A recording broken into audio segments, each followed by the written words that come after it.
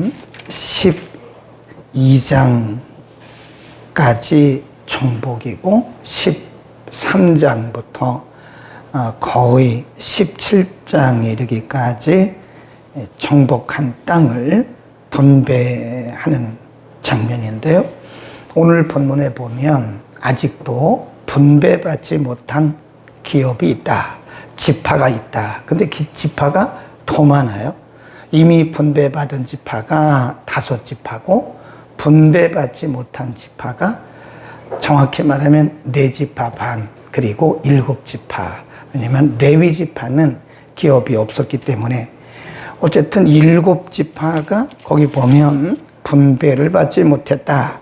2절에 보면 이스라엘 자손 중에 그 기업의 분배를 얻지 못한 자가 오히려 7지파나 되었다. 그랬습니다. 7지파가 아직도 분배받지 못했다고 하는 것은 어떻게 보면 우리가 지금까지 열심히 정복하는 일을 했는데 그리고 앞에 부분에서 2지파 반 그리고 유다지파 또 어제 본문에 보면 요셉지파 분배하는 장면을 우리가 공부했잖아요. 근데 아직도 7지파가 분배를 못 받은 거예요. 그거 왜 그랬나? 그 3절에 보면 답이 나옵니다. 여호수아가 이스라엘 자손에게 이르되 너희가 너희 열조의 하나님 여호와께서 너희에게 주신 땅을 취하러 가기를 어느 때까지 뭐 했다고 그래요? 지체하겠느냐. 지체, 거기다 줄곱시다.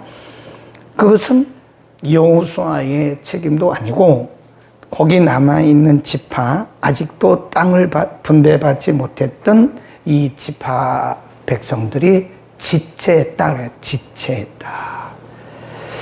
이게 문제죠. 사실은 우리가 신앙생활은 끝까지 잘해야 돼. 끝까지 잘하는 사람이 잘하는 겁니다. 우리가 지금 아무리 잘해도 끝에 가서 추락해버리면 추락한 거예요. 그렇죠? 우리가 비행기를 보면요. 비행기가 이렇게 이륙을 한다. 테이크업 한다고 그래. 이륙하고 그 다음에 비행을 합니다. 거의 지금까지 비행 역사상 비행기가 비행하다가 사고 난 경우는 거의 없습니다. 저 경험으로는 비행하다가 벼락을 맞아도 가요, 그냥. 예, 저도 한번 벼락 맞은 적이 있었거든요. 필리핀에서 국내선 타고 가다가 필리핀은 이제 태풍이 많이 불어요. 가다가 갑자기 비가 오더니 쾅 하더니 비행기가 벼락 맞았어요. 그럼 죽었냐? 지금 살아있잖아요. 가다가 쿵 떨어져요. 그래 다시 가더라고요. 그리고 이륙, 비행, 랜딩, 착륙이라고 돼요. 비행기가 어디서 사고를 많이 나냐면 이륙할 때. 그리고 가장 사고가 많이 나는 게 착륙이에요. 랜딩할 때 사고가 많이 납니다. 그러니까 우리가 예를 들어서 이륙을 잘 했어요. 비행을 잘 했어요. 근데 마지막에 착륙할 때 사고 나면 사고 난 거예요. 신앙생활은 끝까지 잘해야 됩니다. 인생도 마찬가지. 인생도 우리가 지금 아무리 잘해도 마지막에 추락하면 추락한 거예요.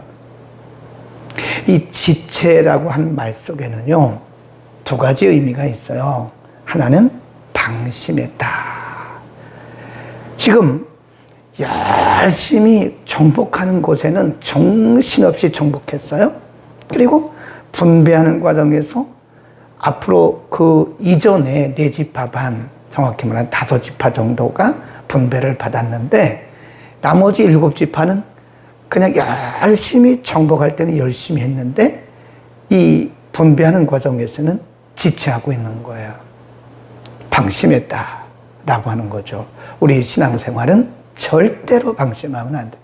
우리의 원수 마귀는 틈을 노리고 있어요. 틈을.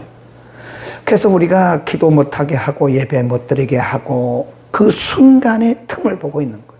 그 틈이 조금이라도 틈새가 보이면 그 틈을 치고 들어오는 거예요.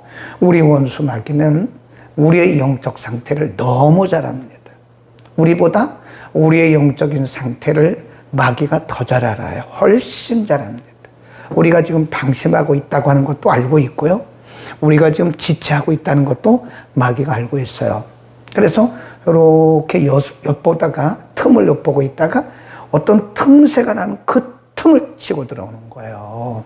그러니까 신앙생활은 거기다 써놓으세요. 끝까지 잘해야 된다 하는 것입니다. 우리가 지체해서는 안 된다. 하나님의 일은 조금이라도 느슨해지면 안 돼요. 신앙생활이 느슨해지잖아요. 지체했단 말은 첫 번째는 방심했다는 뜻이고 두 번째는 느슨해졌다 그런 거예요. 언제 우리가 느슨해지죠? 모든 일을 이루고 나서 느슨해집니다. 이제는 저 기도 조금 덜 해도 되겠지? 내가 그동안에 얼마나 기도를 열심히 했겠나? 그러니까 조금 쉬어도 되겠지. 그 순간에 그러는 거예요. 그 순간에. 네. 저는 주변에 정년퇴직한 분들을 많이 봐요. 목회자를 또 은퇴하신 분들을 봅니다. 근데 평생을 목회를 잘해 오신 분들이 은퇴하고 나서부터 영성이 이렇게 내려가더라고요. 우리가 연세가 들면, 나이가 들면 육체적인 나이는 점점점 많아지면서 육신의 한계는 점점 약해지죠. 그러나 어떻게 보면 영력은 더 강해져야 맞아요. 나이가 들면 들수록 영력이 강해져야 됩니다. 그런데 우리는 육신의 한계와 더불어서 영력도 이렇게 떨어갑니다. 마지막에 가보면요, 거의 믿음이 없어요. 이게 큰 문제라니까요. 저를 포함해서 그렇습니다. 네? 이전보다 더 우리가 성숙해야 되거든요. 그렇죠? 우리의 신앙이, 우리의 영성이 젊었을 때보다 나이가 들면 더 성숙해지고 더 어른스러워지고 뭔가 사람들에게 본이 되어야 된다. 그런데 우리의 현실은 그렇지 않아요. 나이가 들면 이상하게 영성도 떨어지고 이상했다. 그 왜 그럴까? 인간의 연약함 때문에 그렇긴 하죠. 그런데 우리 두 가지를 조심해야 돼요. 하나는 방심, 하나는 느슨함. 똑같은 얘기죠, 사실은. 너희가 언제까지 지체하겠느냐? 너희가 왜 방심하고 있느냐?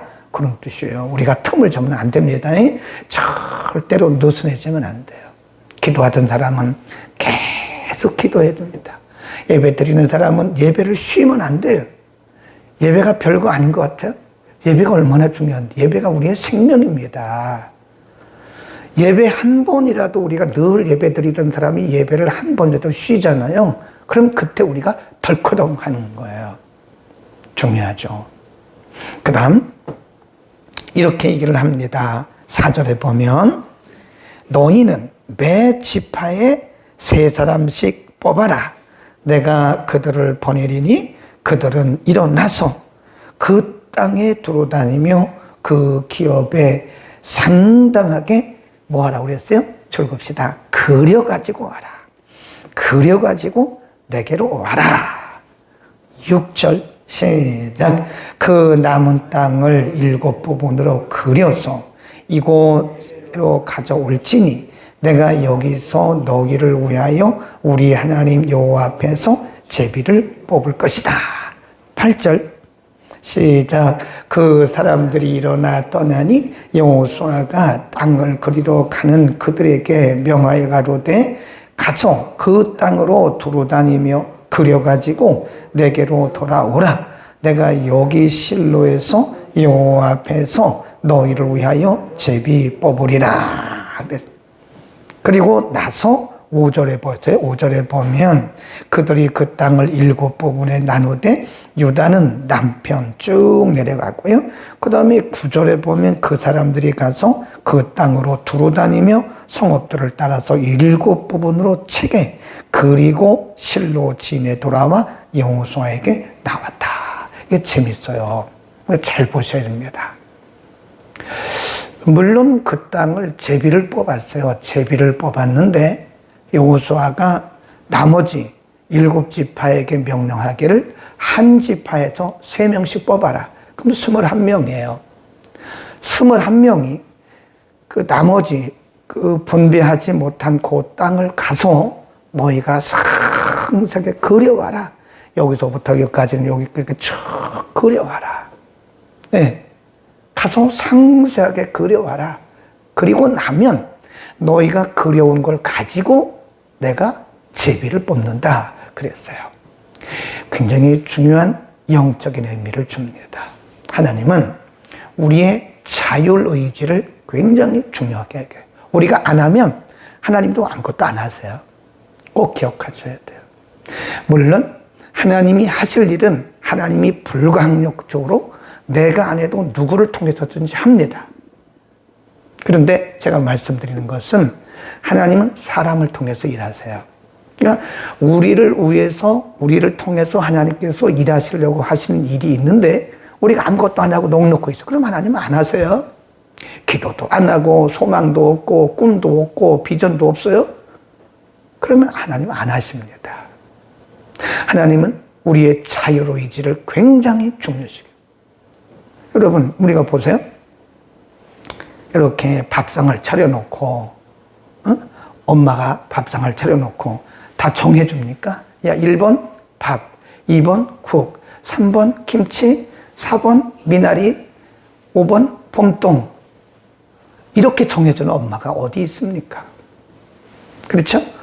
다 이렇게 상을 차려놓았으면 상을 차려놓은 상태에서는 수저하고 젓가락 놓고 무엇을 먹든지 그것은 너 맘이야. 네가 알아서 먹어. 그렇죠? 하나님도 똑같습니다. 하나님도 우리의 자율의지를 굉장히 중요하게 여겼어요. 내가 안 하면 안 하세요. 우리가 기도도 안 하고 가만히 있는데 하나님 일하십니까? 일하시긴 하시죠. 그런데 하나님은 우리를 통해서 일하시기 때문에 우리의 자율의지와 우리의 결단을 굉장히 중요하게. 그래서 우리가 늘 하는 얘기가 우리의 결단이 중요하다. 결단. 믿음의 고백과 믿음의 결단이 굉장히 중요합니다. 어제 우리 낮에 공부한 아멘이라고 하는 것은요, 바로 결단의 표시예요. 하나님이 이렇게 말씀하셨는데 우리가 아멘, 그 말은 제가 믿습니다. 그런 나의 의지의 결단의 표시거든요. 근데 하나님의 말씀이 있는데 우리가 가만히 있어 안 믿어요. 그러면 우리에게는 아무런 일이 일어나지 않습니다. 말씀 자체는 살았고 운동력이 있습니다. 말씀 자체는 능력입니다. 근데 우리가 믿지도 않아요. 그러면 거기에는 아무런 일도 일어날 수가 없다는 거예요. 너희가 가서 그려와라. 근데 여호수아가 말하기를, 자, 이제부터는 이사갈 지파는 여기서부터 여기, 그렇게 말하지 않았어요. 각 지파에서 3명씩 뽑아가지고 7지파를 다 흩어보냈어요. 흩어보내면서 너희가 가서 상당한 부분을 그려와라 그랬습니다. 이건 우리가 뭐라 그러냐면, 거기다 줄거놓으세요. 그려가지고 거기다가 비전이라고 붙여. 비전이라고 써놓으세요. 하나님은 우리의 비전을 통해서, 우리의 꿈을 통해서 일하십니다. 그러니까 하나님이 일하실 때는요, 사람을 통해서 일하시는 게 아니에요. 물론 사람을 통해서 일하시는데 인간의 육체를 통해서 일하신다는 뜻이 아니고 우리 속에 있는 비전을 통해서 일하시는 거예요. 비전도 주시고 꿈도 주시고 그 꿈을 통해서 하나님의 일을 이뤄나가시는 거예요. 그러니까 이렇게 우리가 보면 하나님께서 쓰시는 분들을 보면은요, 꿈이 커요. 그리고 비전이 있어요. 비전. 항상 비전이 있습니다. 그러니까 우리 아이들에게 정말 우리가 자녀들과 우리 다음 세대를 생각한다면, 우리 다음 세대를 사랑한다면 그들에게 꿈과 비전을 심어줘야 되는 거예요. 꿈과 비전. 좋은 음식 별로 중요하지 않습니다. 맛있는 거, 무슨 뭐 비싼 운동화 이런 거 중요하지 않아요. 아이들에게 꿈을 심어주는. 그래서 어떤 부모들은요, 아이들이 자랄 때까지 계속 책을 읽어요. 책을. 네. 물론 제가 이렇게 오늘도 리더십을 갖고 살아가는 것은 하나님의 100% 은혜입니다. 그런데 선생님을 잘 만났어요. 제가 영어 공부를 하게 된 것도 선생님을 잘 만났고요. 또 초등학교 5학년 때 담임 선생님이 뭐라고 그랬냐면, 위인전기 있잖아요. 뭐 외국에 있는 위인들, 그리고 국내에 있는 위인들, 그런 위인 전기집을 다 소개해 주면서 너희가 도서관에 가서 이 위인 전기를 읽어라 그랬어요. 제가 초등학교 5학년, 6학년 때 저희 집은 정말 가난했습니다. 신발 하나도 제대로 못 사 신었어요. 밥도 제대로 못 먹었어요. 예, 쌀밥 먹는 게 1년 중에 몇 번 안 됩니다. 매일 보리밥, 그리고 고구마. 예, 요즘엔 제가 한동안 고구마 안 먹다가 요즘엔 거의 매일 먹습니다. 간식으로. 고구마 질렸어요, 제가 아주. 보리밥 질렸습니다. 그 정도로 가난했는데, 그때 선생님을 잘 만났어요. 5학년 때 담임 선생님이 우리들에게 큰 어려운 상황 속에서도 우리에게 꿈을 주면서 너희들이 앞으로 성공하기 위해서는 위인전기집을 읽어라 그랬어요. 뭐 저는 책 살 돈이 없으니까 도서관에 가니까요 진짜 위인전기집이 있더라고요. 뭐 미국의 대통령, 몇 대 대통령 누구 우리나라의 누구 그런 위인전기집을 읽었어요. 그때 가지면서 제가 무슨 꿈을 꿨냐면 나도 이런 분들처럼 살아야 되겠다. 그런 꿈을 꾼 거예요. 그때 제가 믿음이 좋았겠습니까? 예, 믿음도 없죠. 그런데 꿈이 있었어요. 꿈. 선생님이 꿈을 가지라고 그래가지고. 우리 자녀들에게요, 메이커 있는 거, 신발 별로 중요하지 않아요. 아무거나 신어도 괜찮아요. 3만 원만 줘도 굉장히 좋은 거 삽니다. 목사님 모르는 소리 하지 마세요. 뭘 모르는 소리예요. K팡에 들어가면요 얼마든지 있습니다. 신발도 있고 옷도 있고 그런 게 중요한 게 그게 본질이 아니에요. 중요한 것은 우리 자녀들에게 꿈을 심어주는 거예요. 아이들에게 비전을 주는 것입니다. 아멘. 우리 다음 세대 말만 다음 세대 하지 말고요. 이 다음 세대들에게 정말 꿈을 심어줘야 돼요. 비전을 줘야 됩니다. 여기 지금 그려가지고 그 말은 지금 여호수아가 탁탁탁탁 정해준 게 아니에요. 각 지파에 3명씩 21명을 다 흩어보내면서 말하기를 거기 보면 상당히 그 말은 너희가 마음껏 그 말이에요. 너희가 마음껏 그려가지고 와라. 그러면 내가 실로라고 하는 것은 하나님의 법궤가 있던 곳입니다. 실로, 지명입니다. 이 실로, 하나님의 법궤가 있는 이곳에서 내가 제비를 뽑아서 너에게 나눠줄 것이다. 여러분 꿈을 가지세요. 꿈. 하나님이 우리를 바라보시면 너희는 그렇게 나를 못 믿냐? 너희는 그렇게 나를 약한 하나님으로 믿느냐? 우리의 믿음의 문제죠. 네, 우리는 다시 꿈을 꿔야 됩니다. 다시 일어나는 것. 하나님께서 우리에게 다시 물질의 복을 주시고, 저는 그래서 우리 사업하는 분들을 위해서 늘 기도합니다. 하나님, 사업하는 분들, 저 사업체를 100배로, 10배로 축복해 주세요. 그래서 저들이 그냥 선교 헌금도 많이 하고 농어촌 선교 헌금도 많이 할 수 있도록 하나님 축복해 주세요. 성도들의 가정에 물질의 복을 주세요. 물질 때문에 우리가 주의 복음을 전하는 일에 벌벌벌 떨고 있어서는 안 되잖아요. 아멘. 우리는 꿈을 꾸자고, 다시 꿈을 꾸자고. 하나님 말씀하셨어요. 너희가 지금부터 책을 가지고 가서 상당하게 그려오라. 그 말은 최대한 크게 그려오라는 거예요. 가나안 땅을 다니면서 최대한 큰 꿈을 꾸라는 거예요. 우리가 큰 꿈을 꾼다고 그래서, 우리가 큰 비전을 갖는다고 해서 누가 뭐라 합니까? 네? 우리가 큰 비전을 갖는다고 해서 뭐 세금이 나옵니까? 누가 뭐라 할 사람 없어요. 하나님 오히려 기뻐하세요. 여호수아가 말하기를 너희는 지금부터 가서 이곳저곳을 상당히 다니면서 상당히 그려와라. 그리고 그 밑에 가보면 그 그려온 대로 그려온 그 지역을 가지고 제비를 뽑았어요. 하나님은 우리의 결단, 우리의 자율 의지를 굉장히 중요시 여깁니다. 우리가 안 하려고 하면 하나님은 안 해요. 옛날에 그 성경적인 말은 아니지만 이런 말이 있어요. 하늘은 스스로 돕는 자를 돕는다. 성경은 아니에요.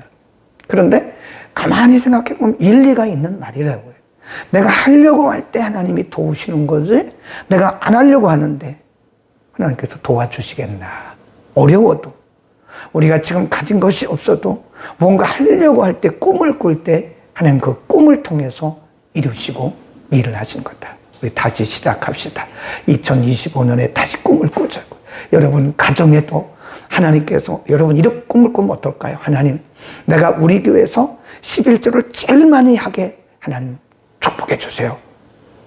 한번 해보세요. 하나님, 내가 우리 교회에서 11조를 가장 많이 할 수 있도록 축복해 주세요. 하나님이 하시면 하시는 거지 뭘 못해요.